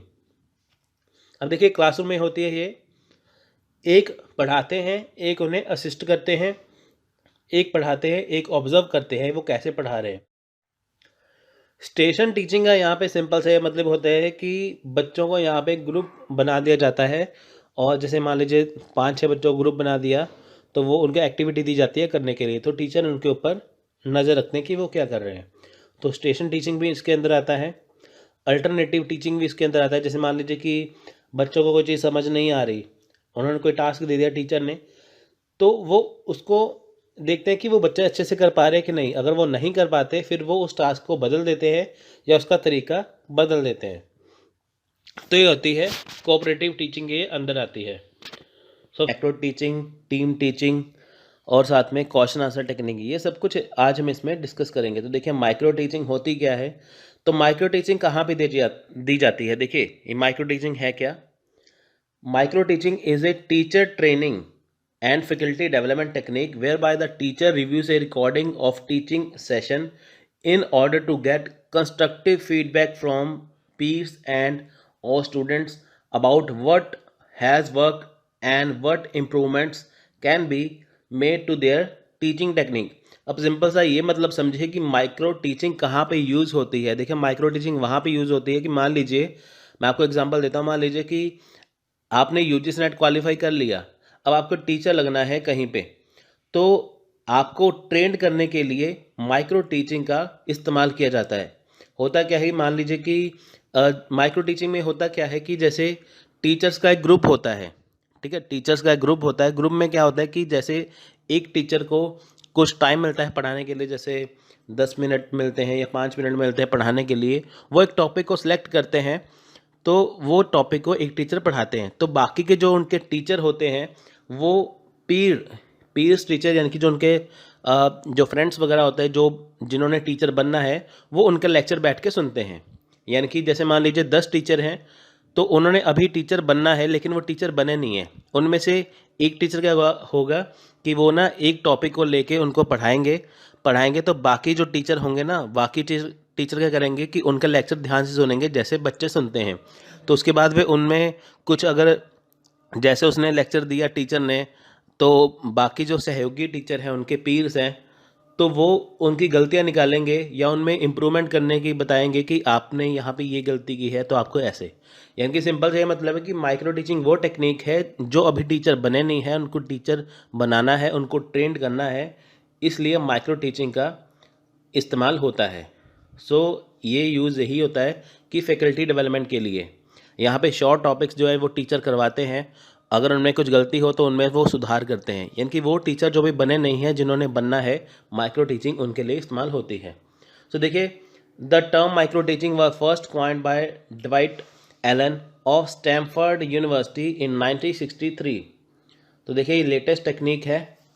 माइक्रो टीचिंग सबसे पहले किसने ये दिया था, ये आया था dwight एलन, जो स्टैमफोर्ड यूनिवर्सिटी के हैं, वो 1963 में उन्होंने माइक्रो टीचिंग को बताया था। तो आपको क्वेश्चन आ सकता है, बताइए कि माइक्रो टीचिंग कब आया था, इसके जन्मदाता कौन है, तो वो है dwight एलन।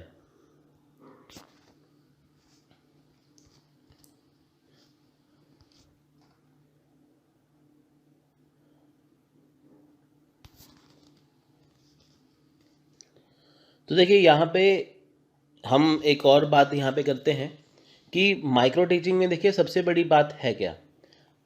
माइक्रो टीचिंग में आप देखेंगे कि यहाँ पे ब्रेंट एंड थॉमसन, जो ब्रेंट एंड थॉमसन है, इन्होंने 1996 में एक देखिए ये बात कही थी, micro teaching is a technique aiming to prepare teacher candidates to real classroom setting. यानी कि माइक्रो टीचिंग एक ऐसी टेक्निक है जिसका गोल क्या है, जिसका लक्ष्य क्या है, कि जिन्होंने टीचर बनना है, जो भी टीचर कैंडिडेट हैं, उनको आगे जाके एक अच्छा टीचर बनाने के लिए तैयार करना। यानी कि देखिए जैसे मान लीजिए अभी वो टीचर बने नहीं हैं लेकिन उन्हें टीचर बनना है, तो ऐसा माहौल बनाया जाता है, जो बाकी टीचर होते हैं वो बच्चों की तरह बैठते हैं कि जैसे वो क्लास में बच्चे बैठते हैं ना, टीचर का लेक्चर सुनते हैं वैसे। तो जो टीचर बने नहीं हैं, अभी वो कैंडिडेट्स हैं लेकिन उन्हें टीचर बनना है, तो उनको रियल क्लासरूम सेटिंग दिखाई जाए कि ताकि वो टीचर बन सकें। सो देखिए, in the original process a teacher was asked to prepare a short lesson usually 20 minutes. अब देखिए माइक्रो टीचिंग में क्या है कि जो टीचर हैं उन्हें एक शॉर्ट लेसन प्रिपेयर करने के लिए दिया जाता है जो 20 मिनट्स का होता है फॉर स्मॉल ग्रुप, यानी कि स्मॉल ग्रुप के लिए, जैसे 5-6 बच्चे हो गए, ठीक है, इतने। तो इन ग्रुप को पढ़ाना है, सिर्फ 20 मिनट उनको मिलेंगे पढ़ाने के लिए। एक टॉपिक उनको या एक शॉर्ट लेसन उनको तैयार करना पड़ता है। सो why not why may not have been his her own students, this was record on video. अब देखिए यहाँ पे है क्या कि ओरिजिनल प्रोसेस में क्या होता है कि टीचर को एक लेसन तैयार करने के लिए मिलता है, शॉर्ट लेसन, जो 20 मिनट्स का उनको देना पड़ता है स्मॉल ग्रुप को या स्मॉल ग्रुप ऑफ लर्नर को। मान लीजिए यहाँ पे 10 टीचर हैं, एक टीचर को कहा गया है कि आप एक लेसन तैयार करिए 20 मिनट्स का। तो वो क्या करेंगे, एक टीचर तैयार करेगा तो बाकी जो 9 टीचर बचेंगे वो एज ए स्टूडेंट बैठेंगे क्लासरूम में, तो वो उनका लेक्चर सुनेंगे। तो ये लेक्चर जो है वो रिकॉर्ड हुआ था, जब पहली बार जैसे माइक्रो टीचिंग का इस्तेमाल हुआ था ना, ये लेक्चर रिकॉर्ड हुआ था वीडियो में। वीडियो में क्या है, जैसे मान लीजिए टीचर पढ़ा रहे हैं तो फिर वो उनको दिखाया जाता है बाद में कि देखिए आपने ऐसा पढ़ाया था। तो टीचर को खुद भी कमियां पता चलती हैं, और जो बाकी एज ए स्टूडेंट टीचर बैठे हुए हैं या कुछ बच्चे बैठे हुए हैं तो उनका फीडबैक ही यहाँ पे पता चलता है। After lesson the teacher teaching colleagues, a master teacher and the student together view the videotape and commented on the tape what they saw happening, referencing the teacher's teaching objective। अब देखिए जब lesson complete हो जाता है उसके बाद क्या करते हैं कि टीचर हो गए, जो टीचर है और जो उनके कॉलीग्स हैं, जो मास्टर टीचर हैं और स्टूडेंट्स हैं, वो बैठ के वीडियो टेप को देखते हैं। तो वीडियो टेप में वो देखते हैं कि टीचर ने कैसे पढ़ाया है। सो देखिए, watching the video and getting comments from colleagues and student provide teacher with an often intense under the microscope view of their teaching. Under the microscope क्या होता है, जैसे माइक्रोस्कोप में आप देखिए ना, छोटी से छोटी चीज़ जो है वो पता चलती है, जैसे हमें खुली आंखें से वो चीज़ नहीं पता चलती जो हमें माइक्रोस्कोप के अंदर भी पता चलती है। तो जब टीचर पढ़ाते हैं, जब टीचर पढ़ाते हैं, जब उनका वीडियो रिकॉर्ड होता है तो सब उनको बिल्कुल बारीकी से देखते हैं कि उन्होंने कैसे पढ़ाया। अंडर द माइक्रोस्कोप का मतलब है कि बिल्कुल बारीकी से जांच करना कि उन्होंने कैसे पढ़ाया है।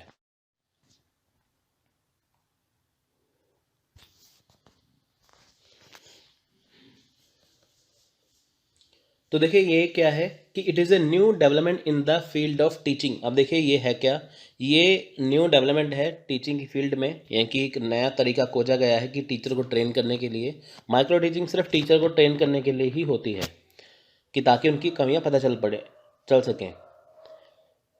It is a teacher training technique. देखिए वही बात आ गई ना, ये टीचर ट्रेनिंग टेक्निक है।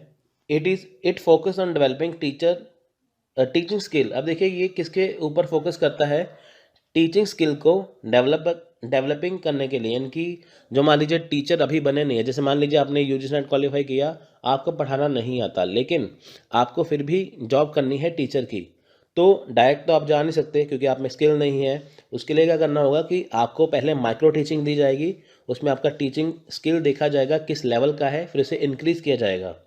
The size of the topic is also reduce. अब देखिए यहाँ पे क्या है कि जो टॉपिक का साइज़ है वो भी रिड्यूस कर दिया जाता है। सिर्फ आपको टॉपिक दिया जाता है, एक टॉपिक जैसे आपको पढ़ाना है, ऐसा नहीं कि पूरा लेसन पढ़ाना है, सिर्फ छोटा सा पार्ट आपको पढ़ाना है जिसे आपको अच्छे से करवाना पड़ता है।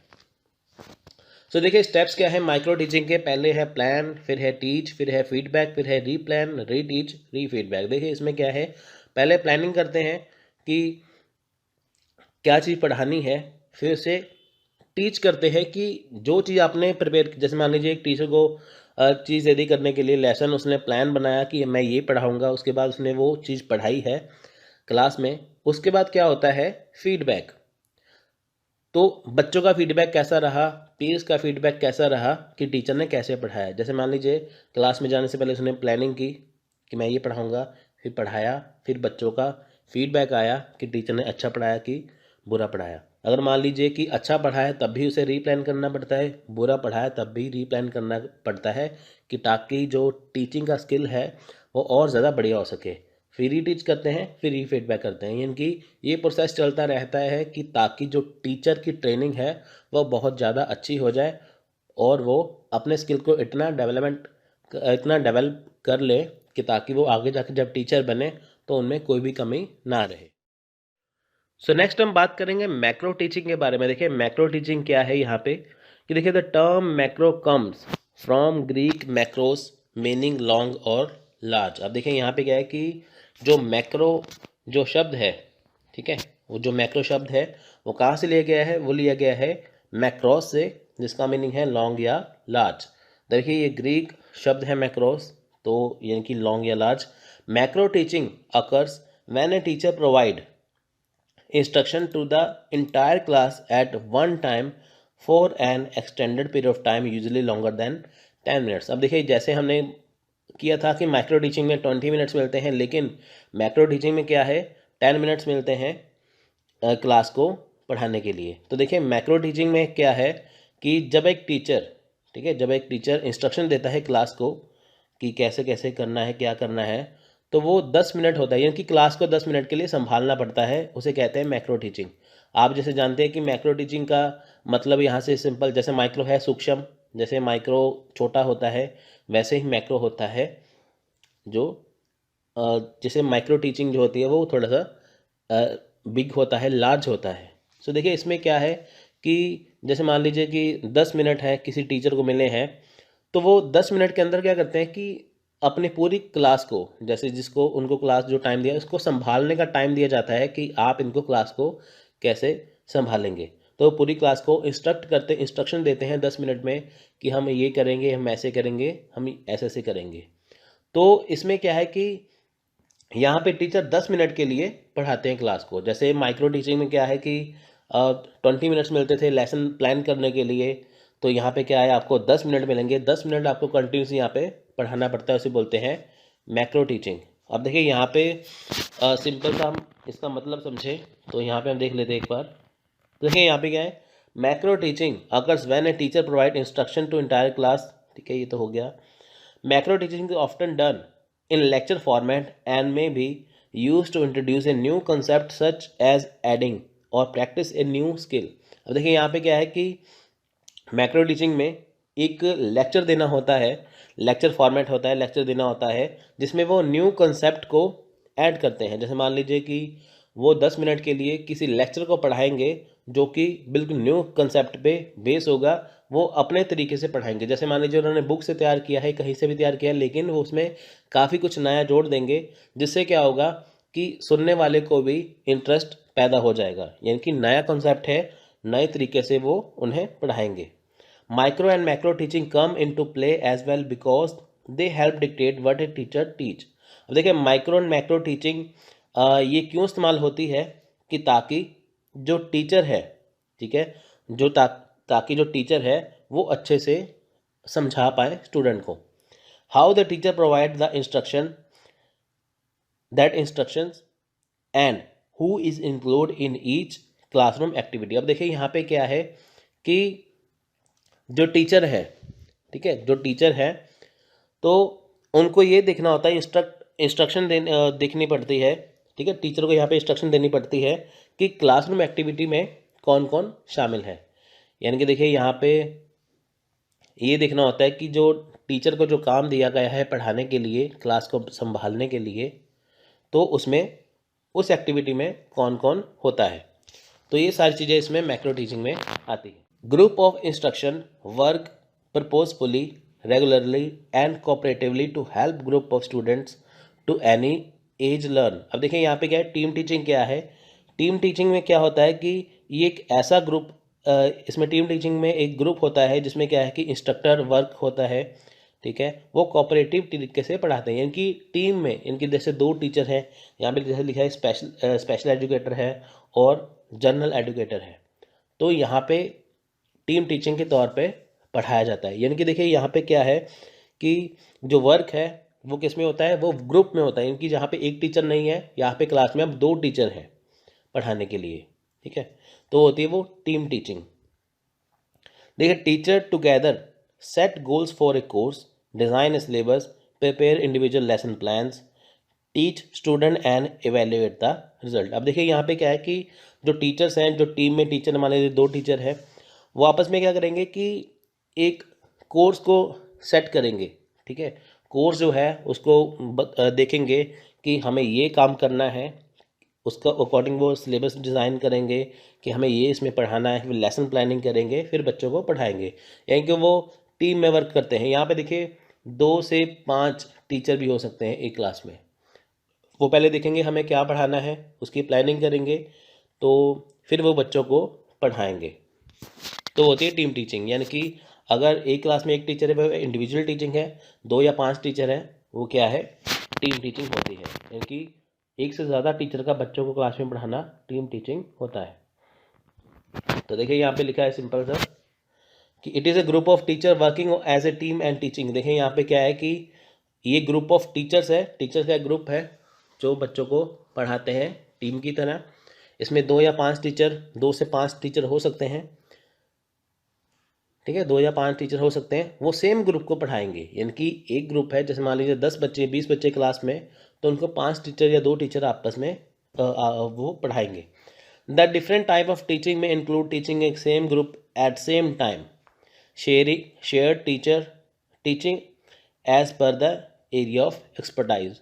अब देखिए यहाँ पे क्या है कि एक ही टाइम पे, ठीक है, एक ही टाइम पे क्या है कि डिफरेंट टाइप ऑफ टीचिंग, यानी कि मान लीजिए एक टीचर ने पढ़ाया, दूसरा टीचर जो है वो अपने स्टाइल से पढ़ाएगा, अगला टीचर अपने स्टाइल से पढ़ाएगा। यानी कि क्या है, यहाँ पे सिर्फ एक ही टाइम पे अलग अलग टाइप की टीचिंग दी जाती है बच्चों को, ठीक है।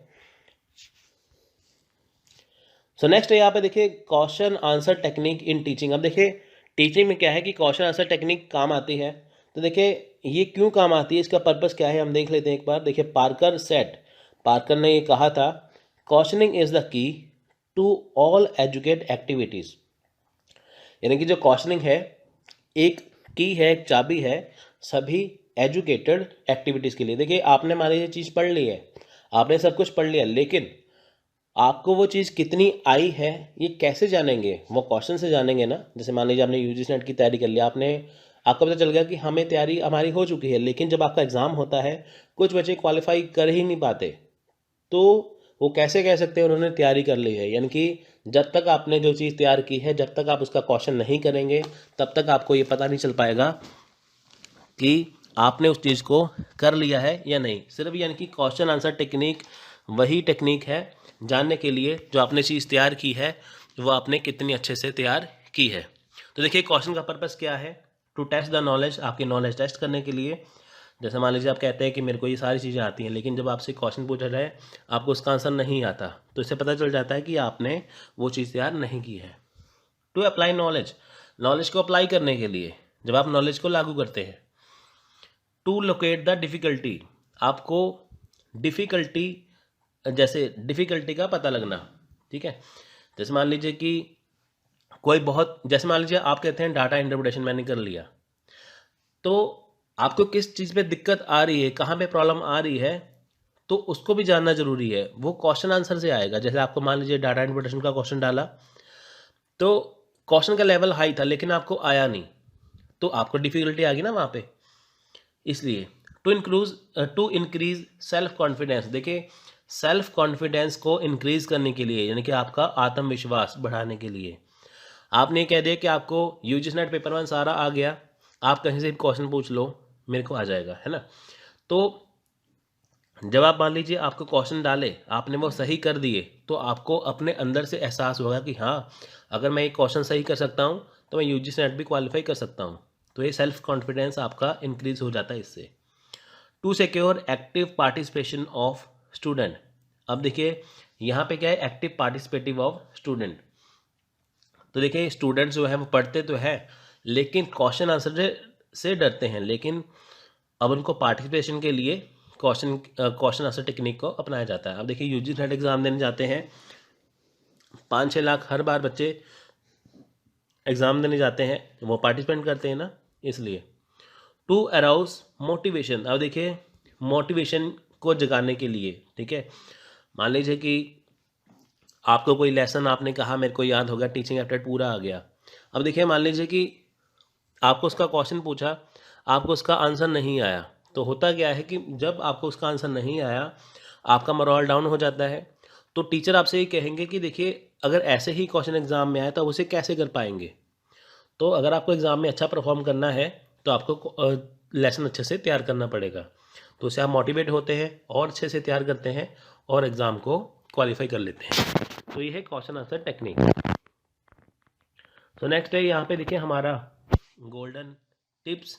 गोल्डन टिप्स में देखें यहाँ पे कुछ नहीं है, सिंपल सा यहाँ पे है कि जो टीचर्स हैं, teachers role in the classroom society and the world at large have taken a different turn from what it was back in the day.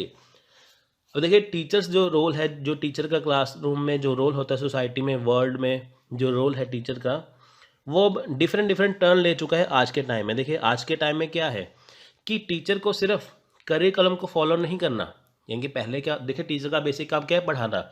लेकिन आज के टाइम में क्या है, ये काफ़ी चेंज हो चुका है, उसके ऊपर काफ़ी जिम्मेदारियां आ चुकी हैं। टीचर देखिए यहाँ पे क्या है कि सिर्फ आपका जो करिकुलम है, जो आपका सिलेबस है, उसे ही फॉलो नहीं करता।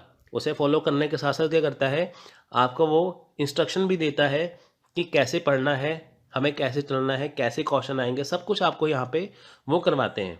इन the world today the teachers role has gone beyond teaching. Their role now involves counseling of student, mentoring student, teaching student how to use and apply knowledge in their lives। अब देखिए teacher का जो काम है वो teaching से काफ़ी परे जा चुका है, काफ़ी बियॉन्ड लेवल है उनका। अब उनका रोल देखिए यहाँ पे क्या है कि वो स्टूडेंट को पढ़ा तो रहे, साथ में उनकी काउंसलिंग भी कर रहे हैं, उनके मेंटर भी हैं, स्टूडेंट को समझा रहे हैं उनको क्या क्या करना चाहिए। तो स्टूडेंट को ये भी बताते हैं कि जो उन्होंने पढ़ाया है वो कहाँ पे काम आएगा, उनको नॉलेज कहाँ पे अप्लाई करनी है ज़िंदगी में। Teachers are now looking for ways they can impact student on a whole different level and even inspire them to be more to more. अब देखिए यहाँ पे क्या है कि ये डिफरेंट लेवल पे होता है। टीचर बच्चों को इंस्पायर करते हैं, ठीक है, इंस्पायर करते हैं कि उन्हें कैसे कैसे करना है, कैसे आगे जाके उन्हें क्वालिफाई करना है एग्ज़ाम। यानी कि सिंपल सा ये मतलब है कि टीचर का काम सिर्फ टीचिंग देना नहीं होता, उनका काम बहुत ज़्यादा होता है। वो आपको टीचिंग के साथ साथ जनरल जो बातें हैं वो भी बताते हैं, वो आपको ये भी बताते हैं कि आपको लाइफ में कैसे बढ़ना है आगे। अगर आपको कुछ भी दिक्कत है तो आप टीचर से पूछते हैं, वो आपकी सारी प्रॉब्लम का सॉल्यूशन कर देते हैं। तो आपने जाना कि टीचिंग एप्टीट्यूड हमारे लिए कितना महत्वपूर्ण है, कितना इम्पोर्टेंट है। तो ये था आज का लेक्चर। Thanks for watching.